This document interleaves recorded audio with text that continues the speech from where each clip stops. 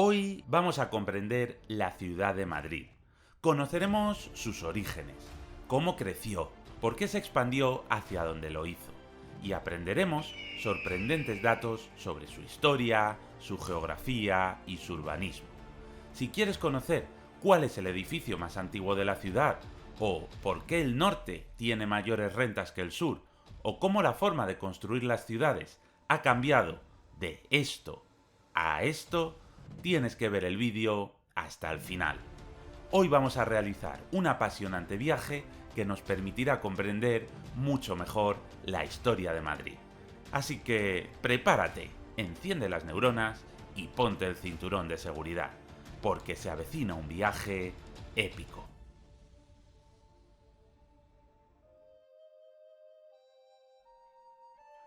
Madrid es una ciudad de fundación árabe.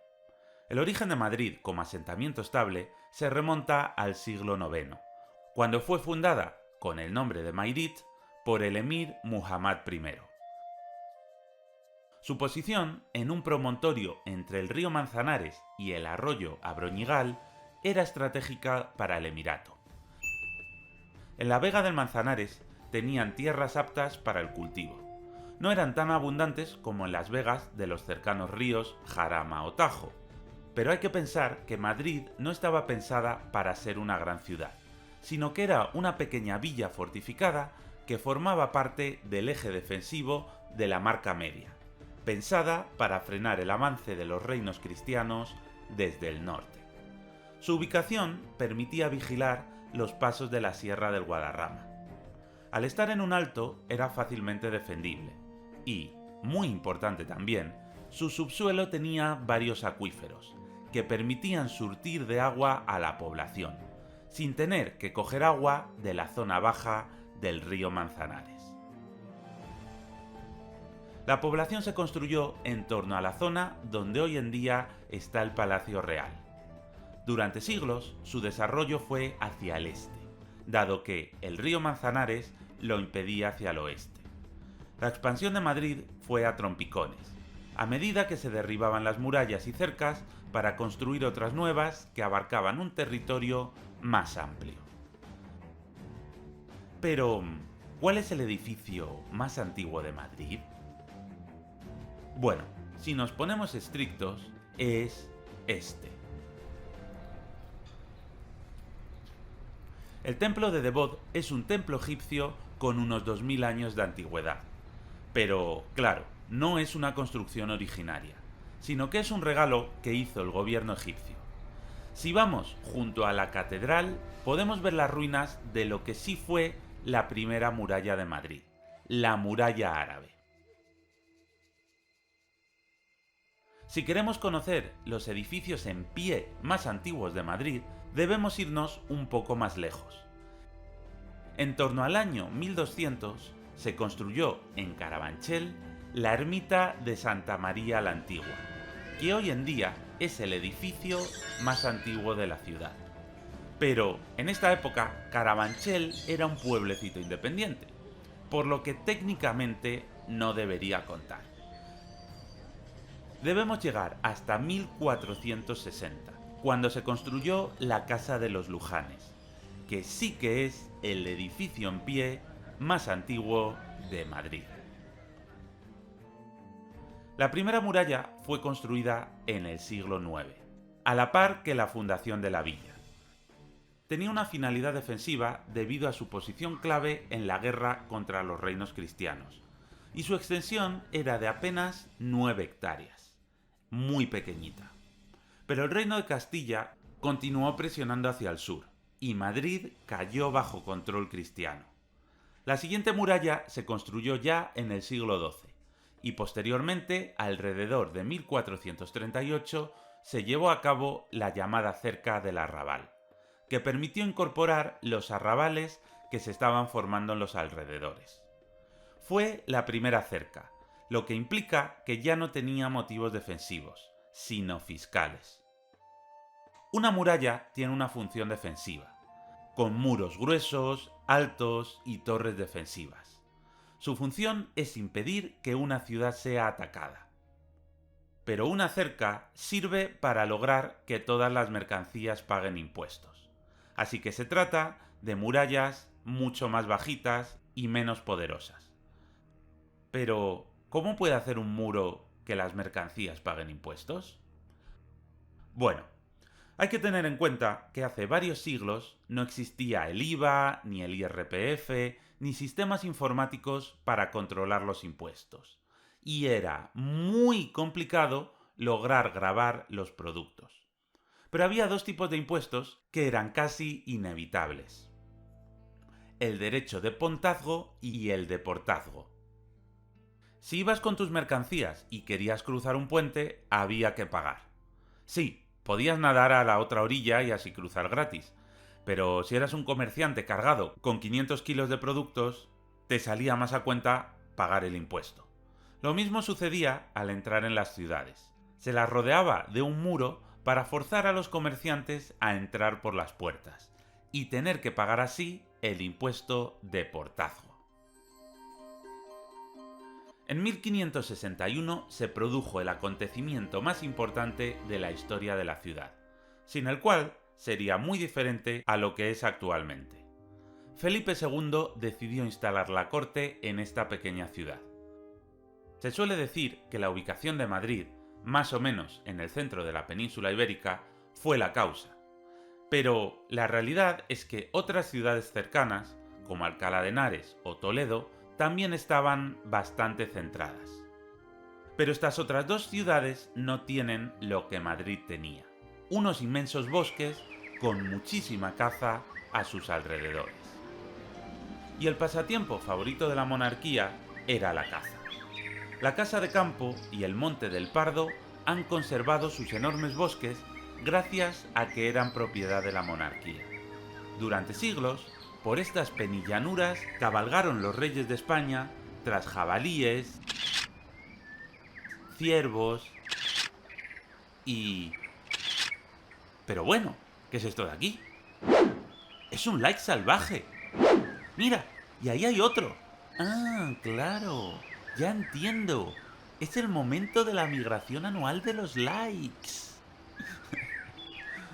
Bueno, tras este chistecito, solo quiero recordarte que si te está gustando el vídeo, no te olvides de dejar tu like, darle a la campanita de las notificaciones y suscribirte. Este vídeo tiene un trabajo tremendo y un pequeño gesto como este es fundamental para que el canal pueda funcionar. Muchas gracias. La designación de Madrid como capital supuso que la población pasara de unas 30.000 personas a 100.000 en menos de un siglo. Posteriormente a esta decisión, en 1566, el mismo rey amplió Madrid a través de la construcción de una nueva cerca. La última cerca que tendría Madrid, con Felipe IV, se construiría en 1625. Desde 1625 hasta 1868, Madrid apenas crecería, encorsetada por esta cerca que hacinaba a su población. La extensión que ocupaba es el actual Distrito Centro, junto al Parque del Retiro. A medida que crecía hacia el este, se fue configurando un eje de poder que recorría la ciudad en torno al camino hacia Alcalá de Henares, una de las ciudades más importantes de la zona. Este eje nace desde el Palacio Real, ubicado en lo que en su día fue el Alcázar. El Alcázar había sido reformado en varias ocasiones desde su origen en el siglo IX, pero en 1734 se quemó. Esto llevó a Felipe V a ordenar la construcción del actual palacio, que fue iniciada en 1738. Continuando por el eje hacia el este, se van intercalando los edificios y las plazas más importantes de la ciudad. La Plaza de la Villa fue, durante siglos, la sede del Ayuntamiento de Madrid. Además, en ella se encuentra la Torre de los Lujanes, la casa más antigua de la ciudad. Avanzando por la calle Mayor, se llega a la Plaza Mayor. Su forma actual empezó a construirse a finales del siglo XVI, aunque no se terminó hasta 1619. Desde entonces ha sido escenario de numerosas celebraciones, procesiones, representaciones de teatro e incluso los autos de fe de la Inquisición. Sin embargo, existía desde el siglo XV con el nombre de Plaza del Arrabal, al situarse fuera de los muros de la ciudad y estar cerca del Arrabal de Santa Cruz. Si se continúa caminando hacia el este, se llega a la Puerta del Sol.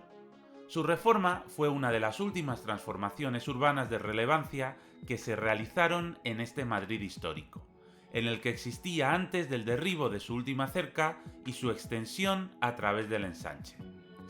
Entre los años 1857 y 1862 se le dio su actual forma semicircular. En ella se han vivido algunos de los acontecimientos más importantes de la ciudad en su historia reciente, como la proclamación de la Segunda República o el 15M. El último edificio de este eje de poder es el Congreso de los Diputados, inaugurado ya en el año 1850. Lo que Madrid creció hasta prácticamente el siglo XIX es el actual Distrito Centro. Se caracteriza por una trama densa y de calles estrechas e irregulares, fruto de su desarrollo orgánico. Este tipo de trama se debe a su adecuación a la movilidad a pie y a la tracción animal. También a la adaptación a los accidentes geográficos, como las lomas, los arroyos o las tierras más fértiles para el cultivo. No obstante, a pesar de su aspecto caótico, conserva una matizada estructura radiocéntrica. Fíjate en este plano de Madrid de 1656, realizado por Pedro Teixeira. En él se puede observar gran parte de la estructura urbana que hoy en día sigue existiendo. Al este tenemos el río Manzanares, en cuyas orillas había huertas, hoy ya desaparecidas. El antiguo Alcázar ocupaba un emplazamiento similar al Palacio Real de hoy en día. Podemos reconocer por su forma cuadrada la Plaza Mayor. Y paralela a ella discurre la Calle Mayor, que desemboca en la Puerta del Sol, de donde salen la Calle Arenal, Preciados, del Carmen, Montera y la Calle de Alcalá. ¿Por qué se llama Calle de Alcalá? Pues porque si sigues todo recto, acabas llegando a Alcalá. También había, yendo de sur a norte, un paseo arbolado llamado Paseo de los Recoletos Agustinos, lo que hoy en día es el Paseo del Prado. Y en el cruce entre el Prado y la calle Alcalá es donde hoy en día está la Plaza de Cibeles.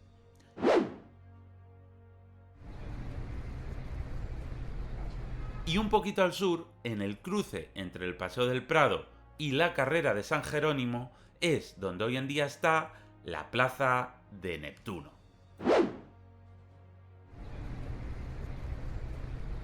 Y toda esta zona jardinada y con un gran palacio era la zona del Palacio del Buen Retiro.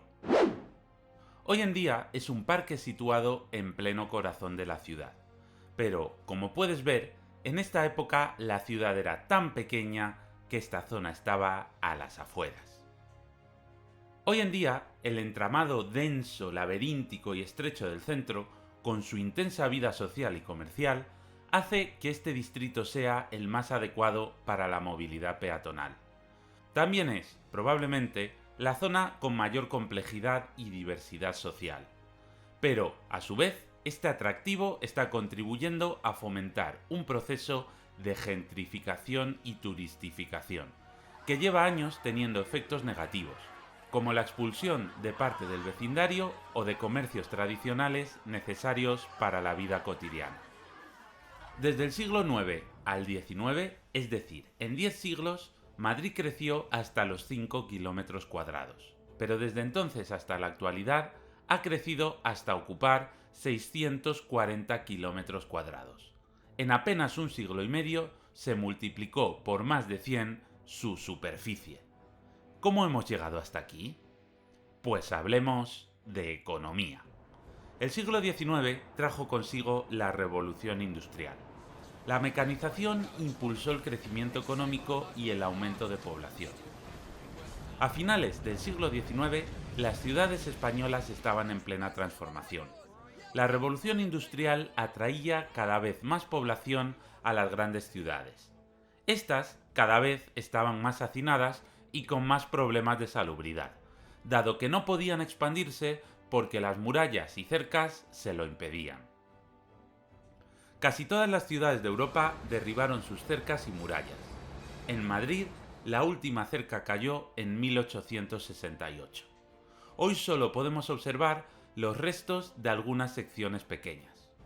Por cierto, la Puerta de Alcalá era una de las puertas de la cerca de Madrid. Una puerta bonita, elegante e imperiosa. Así daba gusto pagar el impuesto de portazgo.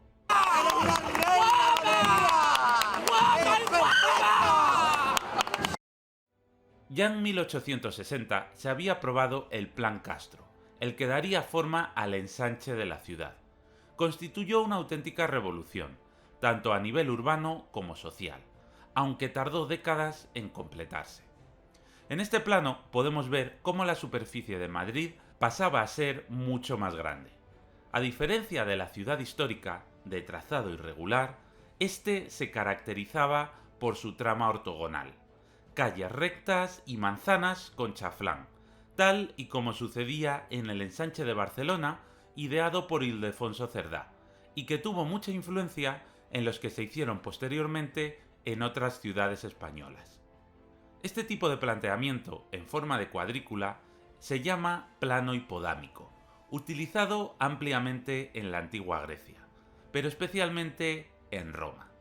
Los romanos lo utilizaban para los campamentos de sus legiones, y es el origen de ciudades como Zaragoza o Barcelona. Este tipo de planos también fueron usados para la fundación de numerosas ciudades americanas coloniales, como Buenos Aires o Cuzco, aunque en Europa no se recuperó este tipo de urbanismo hasta el siglo XIX. Más recientemente, además de Ildefonso Cerdá, podemos encontrar la influencia del Plan Haussmann en el ensanche de Madrid. En los planes urbanísticos de aquella época, combatir la insalubridad de los barrios era una prioridad, pues eran entornos que facilitaban la difusión de enfermedades y tenían efectos muy negativos sobre la calidad de la vida. Por tanto, se construían calles más anchas que en los cascos históricos, para que se facilitara la circulación del aire y el paso de la luz. Sin embargo, hay una gran diferencia entre el Plan Haussmann, elaborado en París, y los ensanches de Madrid y Barcelona. Mientras que el primero destruyó gran parte del centro histórico de París, en Madrid y Barcelona se optó por expandir la ciudad a partir de la ya existente. No obstante, al igual que lo que sucedió en Barcelona, muchas de las ideas que Castro tenía en mente para mejorar la calidad de la vida y la salubridad, tales como zonas verdes en el interior de las manzanas o la altura máxima de los edificios, no se llevaron a cabo debido a los menores beneficios que suponían para los constructores. Mientras se desarrollaba el ensanche, en un proceso que duró décadas, se produjo una importante alteración de la distribución de las clases sociales en el territorio de la ciudad. La combinación de la implantación del tranvía y del ascensor contribuyó a convertir la segregación vertical en horizontal. Tenemos que volver a hablar de economía. Durante siglos, personas de diferentes clases sociales vivían en los mismos edificios. Era la llamada segregación vertical. La planta principal era en la que se encontraban las mejores viviendas y las personas con mayor renta. A medida que se ascendía de planta, la renta descendía. Justo lo contrario de lo que sucede hoy en día, pues los áticos, en la actualidad, son los pisos más valorados. Además, las personas tendían a vivir muy cerca de sus puestos de trabajo. Por ejemplo, en el distrito de Buenavista, lo que actualmente son los distritos de Salamanca y Chamartín, y donde se concentraba buena parte de la alta burguesía, abundaban las sirvientas. Y en la inclusa vivían las cigarreras, pues ahí se situaba la tabacalera. El paso de la segregación vertical a la horizontal fue progresivo y está muy relacionado con la expansión del ascensor, que revalorizó los pisos altos. Hoy en día los áticos son los más valiosos porque son más luminosos y llega menos ruido de la calle. Y si no me crees, mírame a mí en mi lujoso ático con vistas al Parque del Retiro. No, es broma, soy pobre. Por favor, dale like y suscríbete. Mi gato lleva muchas horas editando este vídeo y tengo que comprarle un Whiskas. Jajaja, lol, XD. El tranvía también abarató notablemente el transporte y contribuyó al desplazamiento de la clase obrera a la periferia. Las clases sociales dejaban de estar unas encima de otras y pasaban a estar separadas por barrios. El propio Plan Castro preveía una segregación de las clases sociales en el territorio del ensanche.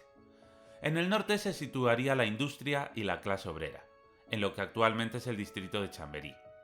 En el este, actual distrito de Salamanca, se situaría la zona aristocrática.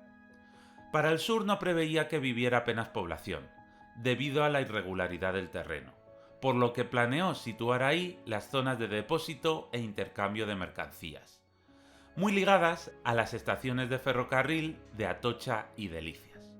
No obstante, en esta zona ya vivía gente, mucha de ella en infraviviendas, en barrios como Injurias y Peñuelas. En la práctica, una de las cuestiones que tuvo mayor influencia en la segregación de la ciudad fue el mecanismo elegido para financiar los servicios públicos. Se dividió el ensanche en 3 zonas: norte, este y sur. Los ingresos de cada una de las zonas servían para financiar su gasto público, de manera que la zona este, en la que se situaban las mejores viviendas y las personas con mayor poder adquisitivo, fue a su vez la que contaba con más recursos. En el lado opuesto, la más infrafinanciada fue la zona sur, que además ha sido históricamente la más castigada de la ciudad. Esto contribuyó a retroalimentar la desigualdad territorial, acelerando el proceso de segregación. La zona sur de Madrid, durante aquella época, estaba conformado por los llamados barrios negros. Estos barrios, construidos con infraviviendas, es decir, chabolas o casas de bajísima calidad, sufrían la escorrentía de las aguas residuales al estar situadas a menor altitud que el resto de la ciudad, y carecían de alcantarillado. Es decir, los pises y las cacas de la ciudad iban al Manzanares. Y los barrios del sur sufrían la pestilencia y las enfermedades asociadas a estas aguas residuales. Por tanto, la zona sur era donde vivían las personas más precarias de la ciudad, patrón que se repite hasta nuestros días. El ensanche, que poco a poco fue edificándose en estas décadas, contribuyó a afianzar esta desigualdad territorial. En 1914, el director jefe del Laboratorio Municipal de Madrid, César Chicote, elaboró un informe para el alcalde en el que evidenciaba y denunciaba la situación de insalubridad y hacinamiento en el que vivía una parte considerable de la población de la época. La mayoría de las personas hacinadas se encontraban en el sur. Destacaba el barrio de la Inclusa, en el que se calculaba que vivían más de 50.000 personas en esta situación. De esta situación derivaba una desigualdad distribución territorial de las enfermedades, como la tuberculosis, la cual se transmite por la respiración. El barrio más afectado por ella era precisamente el barrio de la Inclusa, en el actual distrito de Arganzuela. Además, en el estudio se estimaba que en aquella época había un total de 10.000 infraviviendas. La contundencia de las palabras de Chicote en el informe refleja la horrible situación en la que vivían muchas personas, afirmando que las viviendas insalubres suponen un instrumento de miseria y muerte esgrimidos impunemente por el capital en beneficio suyo. Los comienzos del siglo XX fueron también un momento de experimentación en materia de vivienda y urbanismo. Los efectos negativos de la industrialización sobre el hacinamiento y la salubridad de los barrios llevaron a muchos urbanistas a reflexionar cómo podían mejorar la ciudad. En este contexto, el inglés Ebenezer Howard ideó la ciudad jardín. Su filosofía era combinar los beneficios de la ciudad con los beneficios del campo. Su ciudad jardín estaría rodeada de amplios espacios verdes. Su población sería de aproximadamente 30.000 personas y tendría todos los servicios para ser autosuficiente. La primera fue fundada en 1903 en Inglaterra, con el nombre de Letchworth. Sin embargo, en Madrid nació otra forma experimental de ciudad previa a la ciudad jardín, y con la que compartía objetivos similares: la ciudad lineal. La ciudad lineal fue ideada por Arturo Soria en 1892, bajo el lema «En la ciudad lineal, a cada familia una casa, y en cada casa una huerta y un jardín». Su objetivo era descongestionar la ciudad y aumentar el contacto de la población con la naturaleza. La ciudad lineal tendría una forma muy particular. Una calle principal de 40 metros, atravesada por un ferrocarril, articularía toda la ciudad en forma de columna vertebral. A cada lado, recorriéndola, se situarían las manzanas, de unos 100 metros de fachada y 200 de fondo, separadas por 20 metros de anchura, todas ellas con huerta y jardín. El objetivo era construir 50 kilómetros que rodearan Madrid, e incluso llegar desde Cádiz a San Petersburgo, o incluso hasta Pekín. Espera, ¿he leído bien? ¿Unir Madrid con Pekín? Arturo Soria, relaja, que vale que tengas mentalidad de tiburón, pero no te vengas tan arriba. Actualmente, el barrio de Ciudad Lineal da nombre al distrito en el que un día se situó el proyecto, y la calle por la que transcurrió se llama Arturo Soria. Al final de todo este plan, solo se construyeron 5 míseros kilómetros. Ni siquiera llegó a unirse el pueblo de Hortaleza con Vicálvaro. En este marco de mejorar la vida de la clase obrera, también se construyeron 52 colonias amparadas por la Ley de Viviendas Baratas de 1911 y 1921. Eran viviendas unifamiliares, muy diferentes a lo que se estaba construyendo en el ensanche, todas ellas con jardín. En su día se situaron en las afueras de la ciudad, pero en la actualidad las que quedan parecen pueblitos ocultos entre grandes edificios. Algunas de las que quedan son la colonia Retiro o La Regalada, la colonia Primo de Rivera o la colonia Fuente del Berro. Además de la construcción de la periferia de la ciudad, el interior de Madrid también vivió reformas de mucha importancia.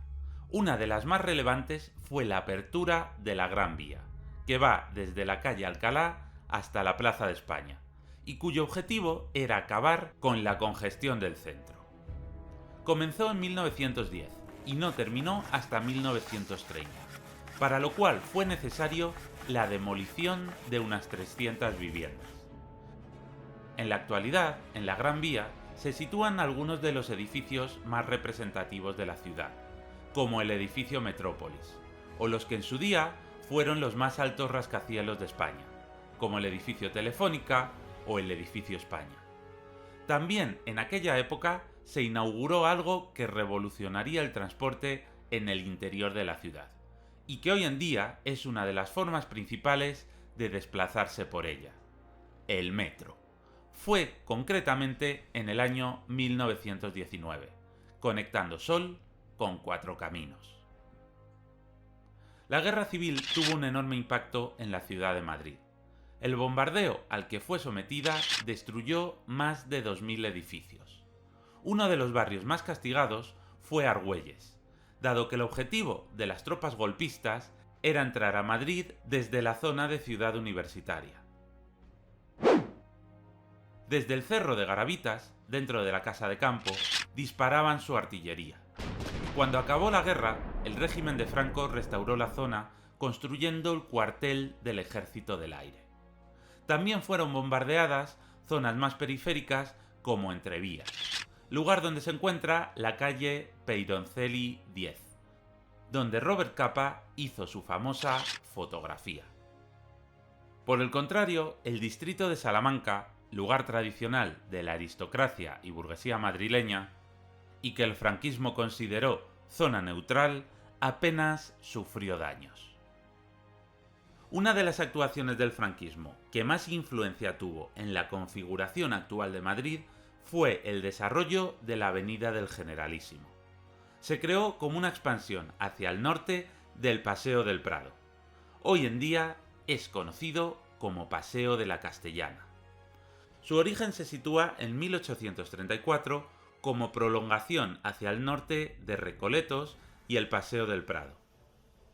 A finales del siglo XIX y comienzos del XX, personas de la alta burguesía y la aristocracia construyeron sus palacetes a lo largo de esta calle. Llegó a haber más de 50 palacios, aunque hoy en día solo quedan 8. En 1933 se empezaron a construir en el Paseo de la Castellana los nuevos ministerios, por lo que muchos de los actuales ministerios del gobierno se encuentran allí. Durante la Segunda República se renombró como Avenida de la Unión Proletaria, y ya con Franco, tras la Guerra Civil, se le dio un nuevo impulso. Se le dio tanta importancia a su desarrollo que incluso le llamó Avenida del Generalísimo. Aquí se realizó el desfile de la Victoria de 1939, y todos los que se llevaron a cabo posteriormente.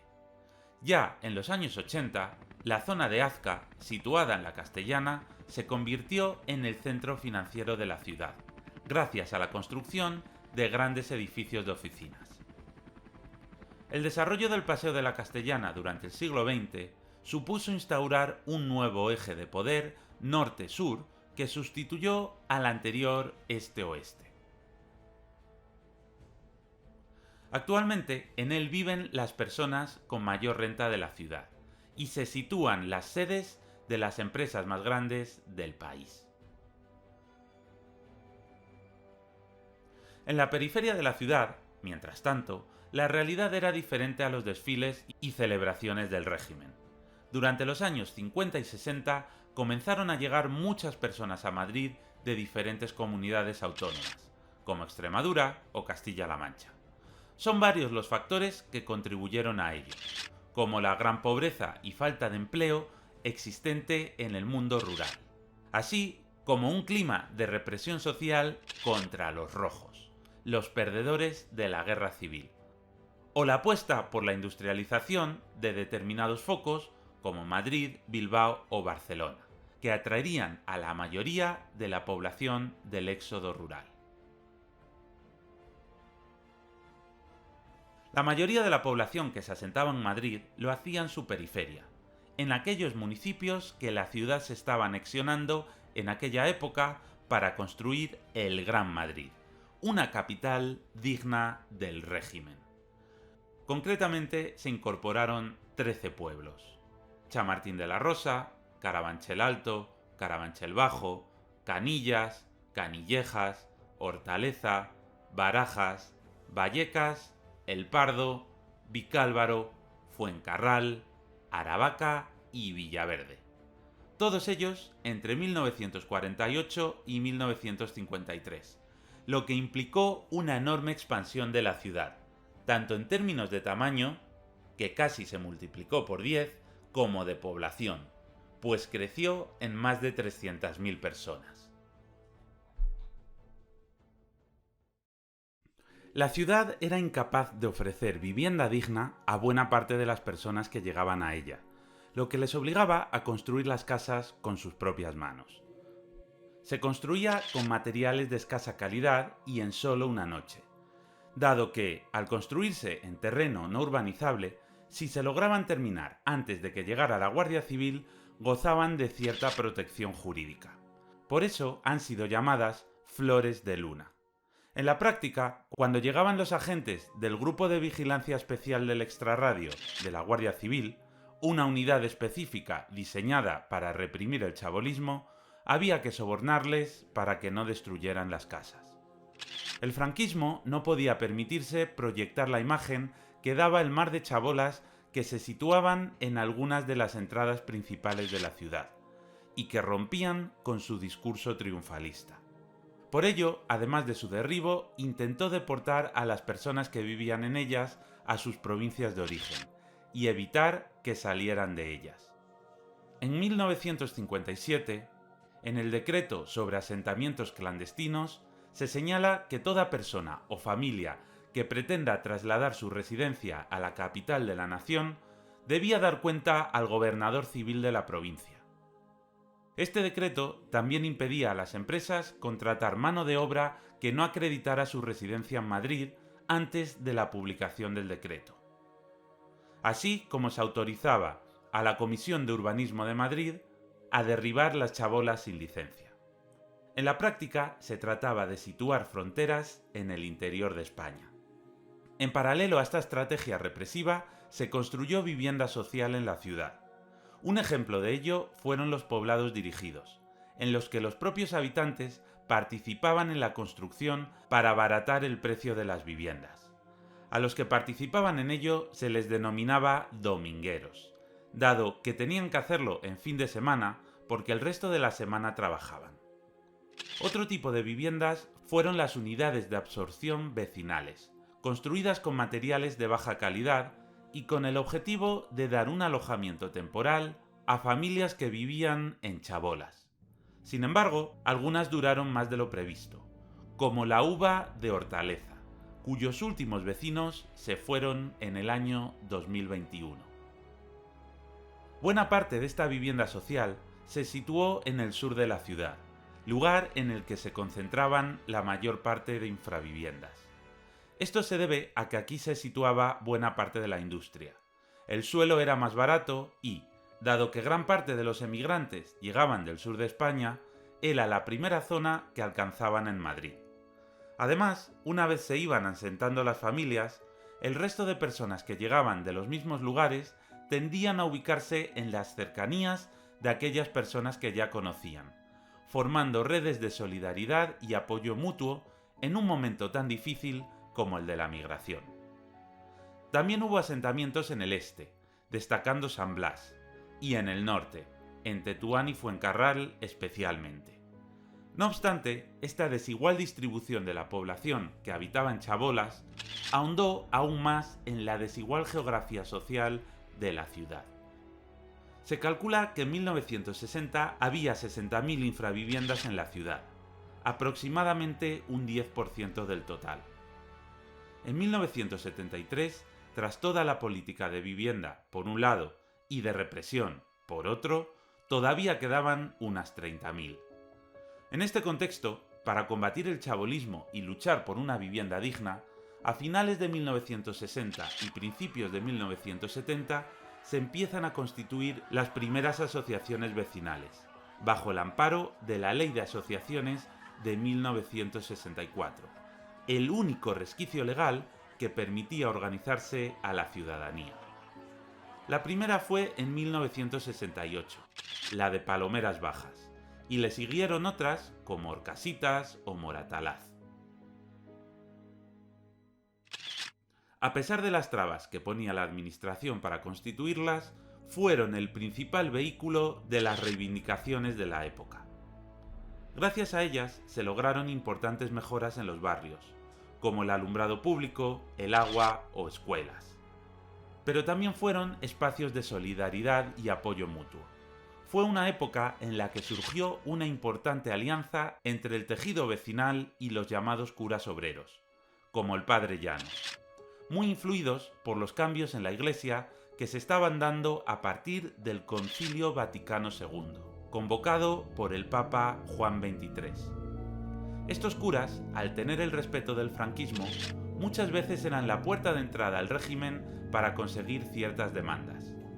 En 1975, las asociaciones se unieron para constituir la Federación Regional de Asociaciones Vecinales de Madrid, que sería legalizada en 1977. Tras intensas luchas vecinales y ya en democracia, en 1979 se pone en marcha la Operación de Remodelación de Barrios. Es una experiencia de renovación urbana innovadora y de enormes dimensiones. En colaboración con las asociaciones vecinales, el ayuntamiento construye casi 40.000 viviendas, con el objetivo de erradicar el chabolismo de la ciudad. La mayoría de ellas estarán en el sur, en zonas de Usera, Latina, Carabanchel y Villaverde, lugar en el que se encontraba la mayoría de infraviviendas y las viviendas sociales de baja calidad construidas en el franquismo. También se edificará en el norte, en Ventilla y Fuencarral, y en el este, en San Blas. Además de viviendas, también se construirán numerosos servicios y equipamientos. Esto afectará a un total de 30 barrios y ocupará unas 800 hectáreas. También en la década de los 70, con el rápido aumento del uso del vehículo privado, se empieza a construir una de las carreteras más importantes de la ciudad de Madrid, la M30. Rodea, excepto por algún tramo en el norte, lo que se ha llamado la Almendra Central. La M30 se construyó aprovechando las vaguadas naturales que ofrecían el río Manzanares al oeste y el arroyo Abroñigal al este. Junto al Manzanares había espacio para ubicar la carretera, y durante muchos años así fue. Pero en el este hubo que canalizar el arroyo Abroñigal, en grandes tuberías soterradas, y toda la depresión quedó ocupada por la carretera. Esta es la razón por la que en el este la M30 discurre en una zona hundida y no podemos ver ya ningún curso de agua. La contribución de la M30 a la movilidad en el vehículo privado en la ciudad ha sido muy importante, reduciendo los tiempos de los desplazamientos al evitar tener que adentrarse en el centro de la ciudad. Sin embargo, ha dificultado la movilidad peatonal entre los barrios interiores y exteriores de la Almendra Central, ya que la M30 es una auténtica barrera que actúa como muralla económica y social. En 1985 nació un nuevo Plan General de Ordenación Urbana. En él se señalaba, como objetivo, garantizar el derecho a la ciudad, reequilibrarla socialmente, hacerla habitable y recuperar la ciudad. Uno de sus principales éxitos, que a día de hoy perdura, es el reequilibrio en las zonas verdes de la ciudad. Al igual que en otros bienes y servicios, las partes central y norte de la ciudad tenían una gran ventaja respecto a las zonas verdes. En 1979 concentraban el 72% de ellas, mientras que la zona sur solo tenía un 28%. En 1997, en un periodo de apenas 18 años, la zona sur alcanzó el 42%, tras construirse numerosos parques a partir de la puesta en práctica del Plan General. A finales de siglo, la economía internacional estaba en plena transformación. Avanzaba paralelo un proceso de desindustrialización, terciarización y globalización, en el que las ciudades globales han de construirse una imagen de cara al exterior para atraer inversión privada. En este contexto se produce una de las intervenciones urbanas más importantes y ambiciosas de los últimos tiempos: Madrid-Río. Se inauguró en 2010 y recorre 5 de los 21 distritos de la ciudad de Madrid. Madrid-Río consta de 2 fases de gran importancia cada una. La primera, comenzada en 2003, supuso el soterramiento de 6 kilómetros de la M30, por lo que transformó la zona de una barrera física a un espacio de tránsito y encuentro entre distritos. Además, ha supuesto la construcción de un parque lineal de 150 hectáreas, con espacios de ocio para el disfrute de todas las edades, para hacer una gran variedad de deportes o simplemente para pasear o montar en bicicleta. Prácticamente paralelo en el tiempo, se convirtió el antiguo Matadero, un bonito conjunto de edificios neomudéjares, en un centro de arte contemporáneo, en el que se realizan numerosas actividades culturales. Esto supone un importante ejercicio de reequilibrio territorial, ya que dota de zonas verdes y culturales a barrios del sur con grandes carencias de ellas, y que durante décadas habían sufrido las consecuencias de vivir cerca de la M30. El problema es que esta evidente mejora del entorno urbano ha supuesto una importante revalorización del suelo, activando un proceso de gentrificación, el cual acompaña al que lleva décadas produciéndose en el distrito centro. Cuando un barrio se pone de moda, provoca que los vecinos tradicionales no puedan disfrutarlo, porque, ante el gran aumento de precio del alquiler en la zona, tienen que mudarse a otros barrios. También, en las 2 primeras décadas del siglo XXI, se ha experimentado un proceso paralelo, pero muy diferente en la periferia de la ciudad. Es el desarrollo de los programas de actuación urbanística, conocidos popularmente como PAUs. Estos nuevos barrios se caracterizan por su baja densidad de población, su carácter periférico y su aislamiento del resto de la ciudad por grandes carreteras.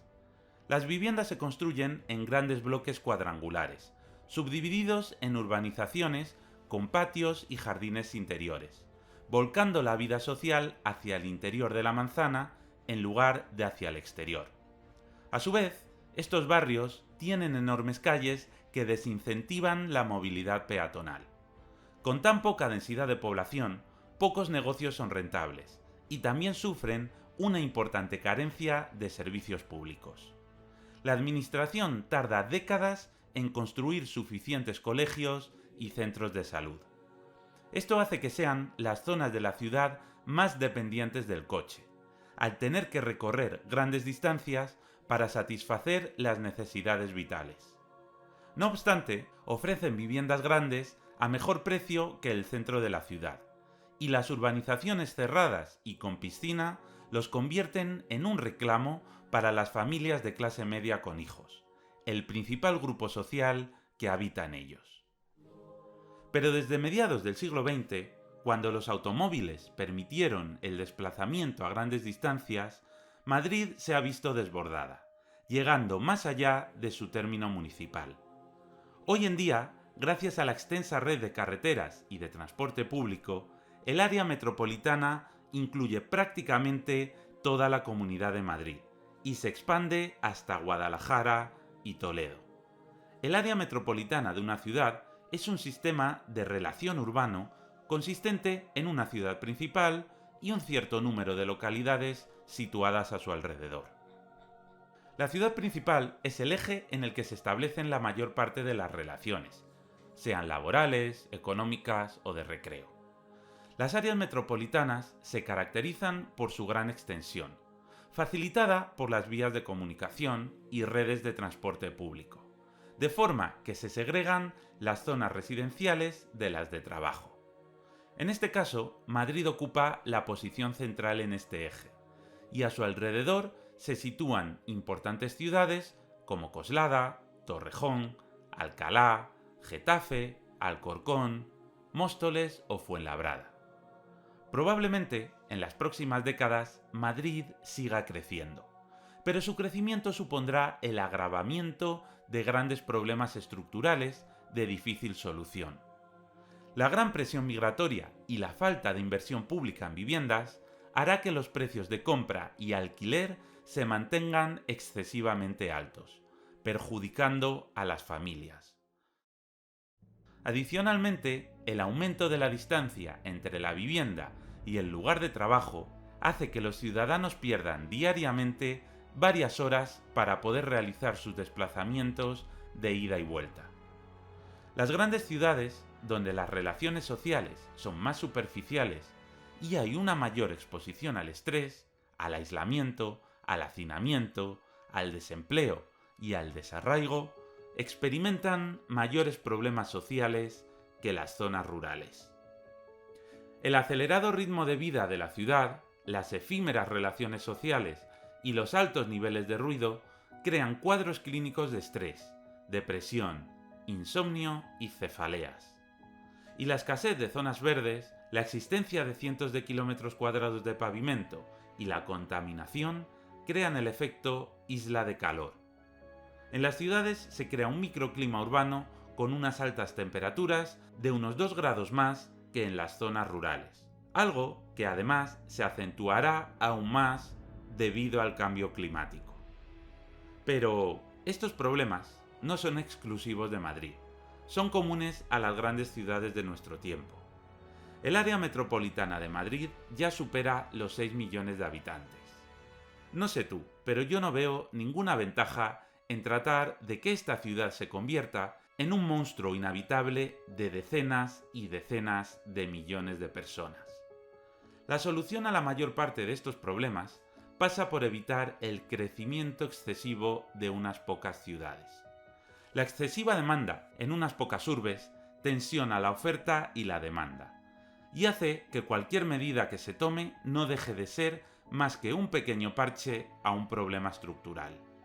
La única solución pasa por un crecimiento integral de todo el territorio, potenciando el crecimiento de las ciudades medias, especialmente las de la España vaciada. La historia de Madrid es la de una ciudad que apenas creció en sus 10 primeros siglos de existencia, pero que, a partir de finales del siglo XIX, una vez se derrumbó la última cerca que la encorsetaba, se multiplicó por 100 hasta la actualidad. Es la historia de una ciudad que, en sus inicios, comenzó urbanizándose en torno a la movilidad peatonal y acabó situando al vehículo como la unidad de medida para la creación de sus nuevos barrios.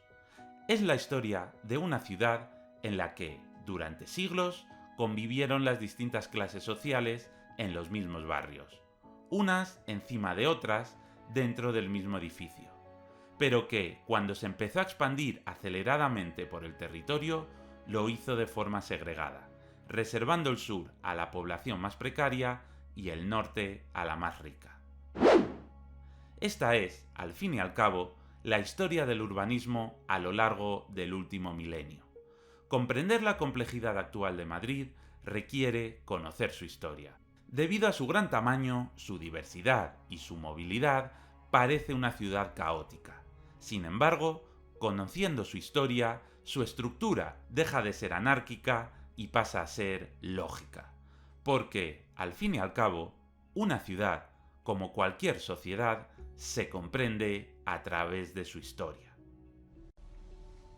Quiero dar las gracias a José Ariza por la realización de este guión.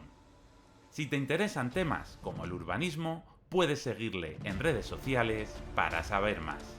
Y si quieres continuar viendo vídeos de este tipo, te recomiendo que veas alguno de los siguientes. Y si te ha gustado, escríbelo en los comentarios.